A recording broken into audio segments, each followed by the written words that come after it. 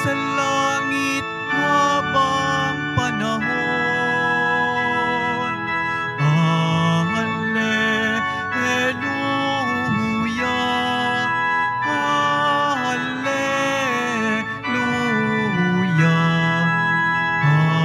Alleluia,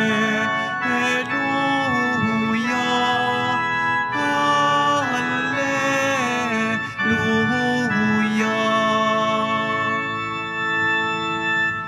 Sumainyo ang Panginoon.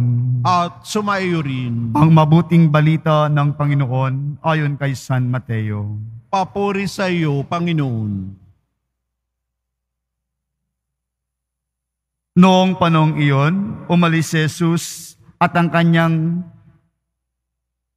paglakad, nakita niya ang isang taong ang pangalay Mateo.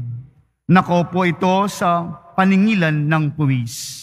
Sinabi ni Jesus sa kanya, "Sumunod ka sa akin." Tumindig si Mateo at sumunod sa kanya. Nang si Jesus at ang kanyang mga alagad ay nasa bahay ni Mateo, dumating ang maraming publikano at mga makasalanan, at sila'y magkakasalong kumain.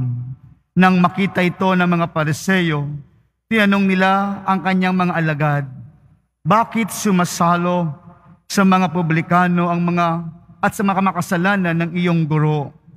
Narinig ito ni Jesus at siya ang sumagot, "Ang mga may sakit ang nangangailangan ng manggagamot, hindi ang mga walang sakit. Humayo kayo at unawain ninyo ang kahulugan nito.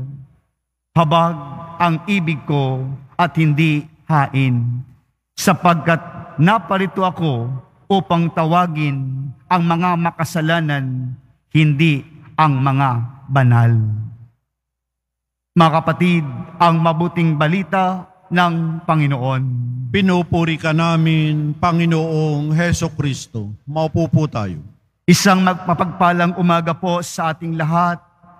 Ngayon po ay pinagdiriwang po natin ang kapistahan ni San Mateo, isang apostol ng ating Panginoon at isang manulat rin ng mabuting balita.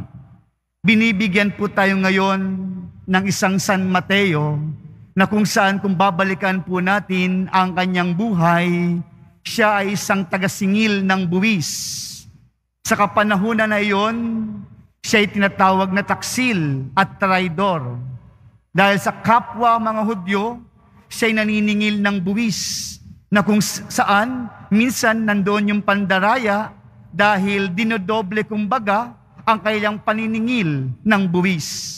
At traidor dahil tinatangkilik nila ang pahamalang Romanong sumasakop sa kanila para bang ibinibenta sila sa mga Romano. Kaya siya ay tinawag na taksil at isang traidor ng kanyang mga kababayan. Mga kapatid, sa buhay ni San Mateo, masabi natin o sinasabi nila na siya ay isang makasalanan dahil sa kanyang ginagawa. Dahil sa kapanahunan na iyon, ang mga tagasingil o publikano ay tinuturing na makamakasalanan. Pero ito ay hindi tinitingnan ng Diyos kung ano ang kanilang ginagawa. Dahil tayong lahat ay tinatawag ng Diyos. Mga kapatid, tinatawag tayo ng Diyos. Kaya lang po sa pagtawag ng Diyos sa atin, iba't ibang uri at pamamaraan. Ito po ang ating narinig sa ating unang pagbasa na kung saan iisang Espiritu Santong tinatanggap natin mula sa ating Panginoon, pero ang galaw nito ay iba't ibang pamamaraan. Pero sa iba't ibang pamamaraan, nandoon ang kabutihan, nandoon nagbubunga ng kabanalan. Kaya mga kapatid, sa ating buhay, sa pang-araw-araw, iba man ang ating ginagawa o kinikilos, ito'y dapat magbunga ng kabanalan o kabutihan dahil tayo tumanggap ng iisang spirito o kapangyarihan mula sa Diyos. Ibig sabihin, pinapagalaw tayo ng ating Panginoon. Tayo'y binibigyan ng kapangyarihan upang mapabuti sa ating buhay paglalakbay. Ngunit mga kapatid, sa ating paglalakbay, nandoon din ang ating mga kahinaan. Inaamin po natin na minsan tayo din ay mahina. Alam po natin na tayo ginagabayan ng Diyos at minsan sa ating pagpapasya, sa ating pagpili, ito ay nauuwi sa paggawa ng mali. Minsan sa ating pagpapasya, sa ating pagdesisyon sa buhay, minsan nauuwi din ito sa mga kamalian at kasalanan. Kaya mga kapatid, huwag po natin kakalimutan, tinatawag tayo ng Diyos. Tinatawag tayo ng ating Panginoon. Tulad ni San Mateo, tinugariang makasalanan, pero siya'y tinawag ng ating Panginoon, halika, sumunod ka sa akin. At agad-agarang sumunod si San Mateo. Mga kapatid, ito rin ang ating dapat gawin sa buhay.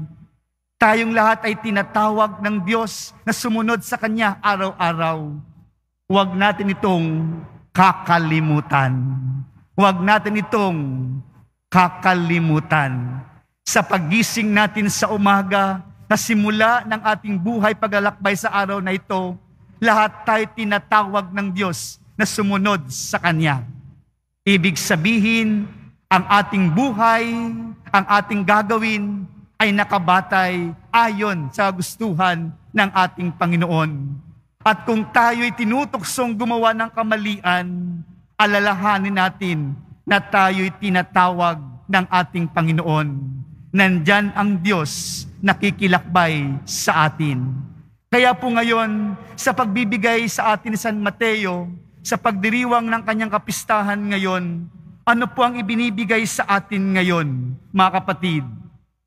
Una, mga kapatid, sa pagtawag ng Diyos, tayo ay nais mapabuti ng ating Panginoon. Ano man ang ating mga ginagawang kamalian sa mga nakaraang buhay natin, patuloy na tinatawag tayo ng Diyos na tayo ay magpakabuti. Dahil sa bawat isa sa atin ay likas ang kabutihan dahil tayo nagmumula sa isang dakilang kabutihan. Mga kapatid, kaya nating gumawa ng kabutihan. Huwag po natin sanayin ang ating mga sarili kasi mahina lang ako, dahil makasalanan lang ako. Hindi po yun ang ating katayuan sa ating buhay pang-araw-araw. Nandito tayo, tinatawag tayo, dahil kaya mong gumawa ng mabuti sa araw na ito at sa mga susunod pang mga araw na bigay sa iyo ng Diyos. Mga kapatid, tinatawag tayo ngayon ng Diyos upang tayo'y isang huwaran na maging mabuti. Sa pagsunod ni San Mateo, handa niyang iwanan ang kanyang buhay na kung saan tinaguri ang makasalanan o gumagawa ng kasalanan. Tayo din nawa, mga kapatid, tinatawag tayo ng Diyos ngayon. Huwag tayong magdalawang isip na hindi sundin ang Diyos. Bagkos sumunod tayo dahil ito ay may bungang kabutihan at magbibigay sa atin ng buhay kabanalan. Sa pagtawag ng Diyos sa atin, mga kapatid, upang tayo ay hindi maghumaling sa makamundong bagay na ibinibigay ng mundo sa araw na ito o sa mga araw-araw nating pamumuhay. Kaya nga po, San Mateo, simbolo o larawan ng makamundong gawain na kung saan nandoon ang salapi, kapangyarihan, kaya niyang maningil sa kapwa mga Hudyo, kapwa-tao niya. Kaya ito ang tinatawag sa atin ngayon o ipinapalala ng ating Panginoon. Sa pagtawag ng Diyos sa atin, tayo ay nilalayo upang hindi tayo mahumaling sa makamundong bagay. Tinatawag tayo at ipinapalalahanan tayo ng Diyos ngayon. Huwag kang magpakabisi sa makamundong mga bagay. Oo, kinakailangan natin, pero nawawala kasi ang kabutihan at kabanalan.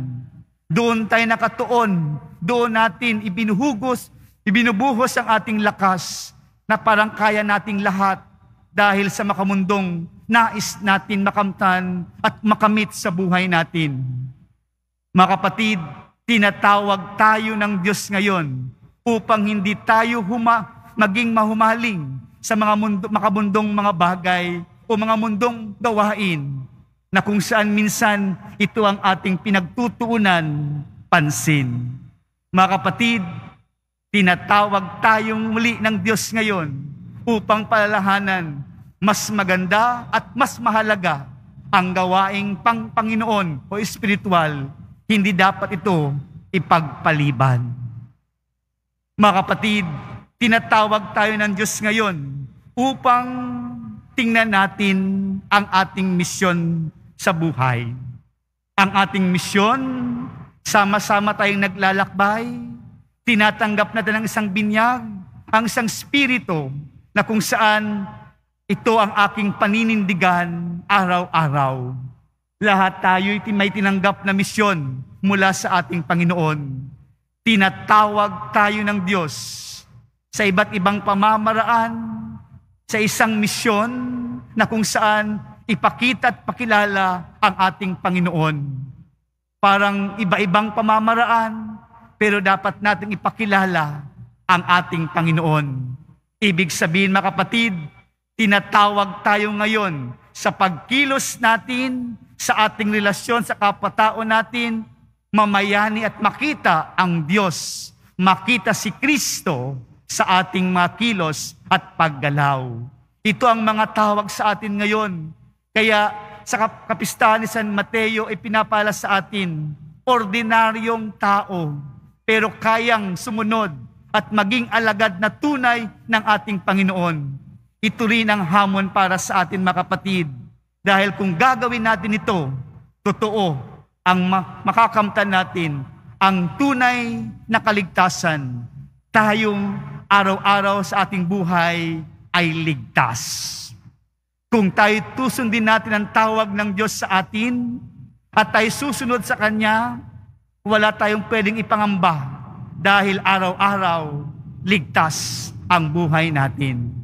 Kaya po sa pagpapatuloy ng ating pagdiriwang ngayon, ipanalangin po natin, tulad ni San Mateo, handang sumunod, hindi nagdalawang isip, inilaan ang kanyang sarili sa paggawa ukol sa ating Panginoon, dahil ito ang tunay na buhay na magkakaroon na ligtas na buhay. San Mateo, Apostol at Ebanghilista, ipanalangin mo kami. Amen.